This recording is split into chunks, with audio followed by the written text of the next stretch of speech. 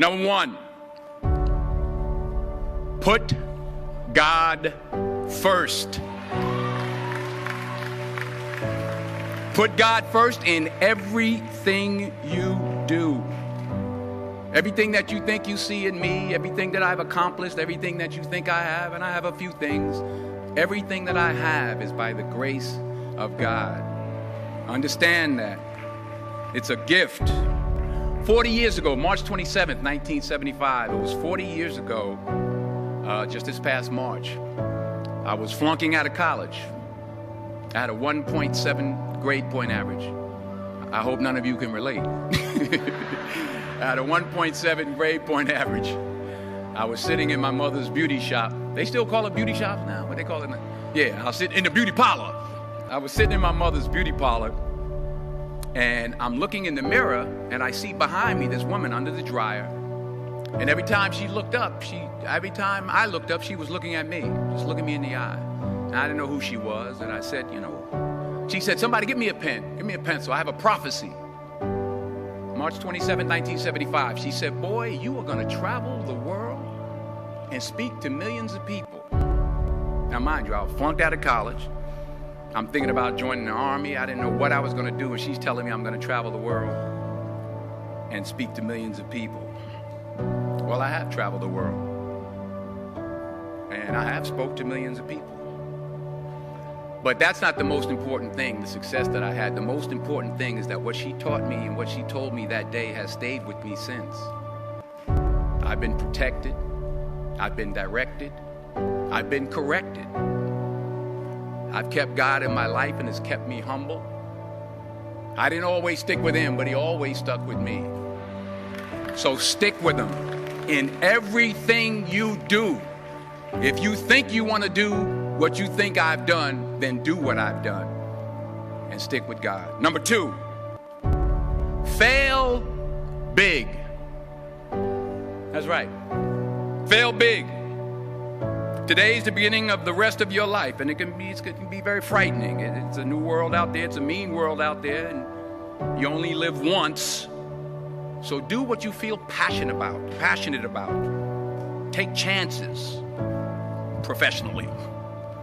Don't be afraid to fail. There's an old IQ test, was 9 dots, and you had to draw 5 lines with a pencil within these 9 dots without lifting the pencil. The only way to do it was to go outside the box. So don't be afraid to go outside the box. Don't be afraid to think outside the box. Don't be afraid to fail big, to dream big. But remember, dreams without goals are just dreams, and they ultimately fuel disappointment. So have dreams, but have goals. Life goals, yearly goals, monthly goals, daily goals. I try to give myself a goal every day. Sometimes it's just to not curse somebody out. Simple goals, but have goals. And understand that to achieve these goals, you must apply discipline and consistency. In order to achieve your goals, you must apply discipline, which you have already done, and consistency every day, not just on Tuesday and miss a few days.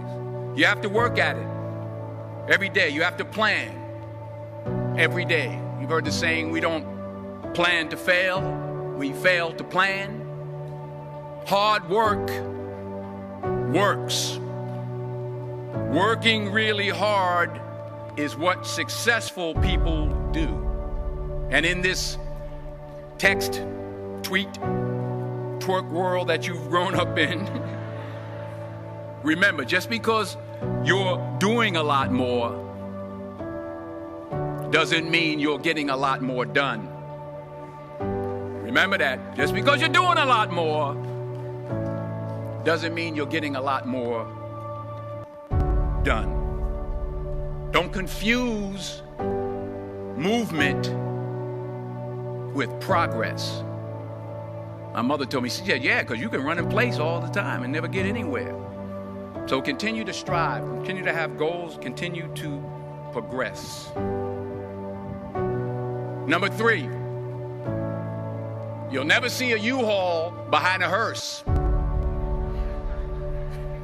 I'll say it again. You'll never see a U-Haul behind a hearse. I don't care how much money you make, you can't take it with you. And it's not how much you have.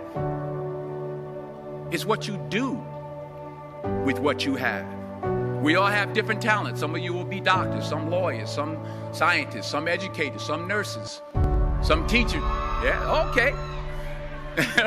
Some preachers. The most selfish thing you can do in this world is help someone else. Why is it selfish? Because the gratification, the goodness that comes to you, the good feeling that I get from helping others, nothing's better than that. Not jewelry, not big house I have, not the cars, but it's the joy. That's where the joy is, in helping others. That's where the success is. Finally, I pray that you put your slippers way under the bed tonight, so that when you wake up in the morning, you have to get on your knees to reach them. And while you're down there, say thank you for grace. Thank you for mercy. Thank you for understanding. Thank you for wisdom. Thank you for parents. Thank you for love. Thank you for kindness. Thank you for humility. Thank you for peace. Thank you for prosperity. Say thank you in advance for what's already yours. That's how I live my life. That's why I am. One of the reasons why I am today. Say thank you in advance for what is already yours. True desire in the heart for anything good is God's proof to you, sent beforehand to indicate that it's yours already. I'll say it again. True desire in the heart, that itch that you have, whatever it is you want to do, that thing that you want to do to help others and to grow and to make money, that desire, that itch, that's God's proof to you, sent beforehand already to indicate that it's yours.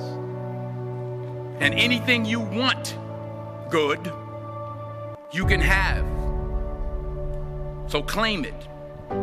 Work hard to get it. When you get it, reach back. Pull someone else up. Each one, teach one. Don't just aspire to make a living. Aspire to make a difference.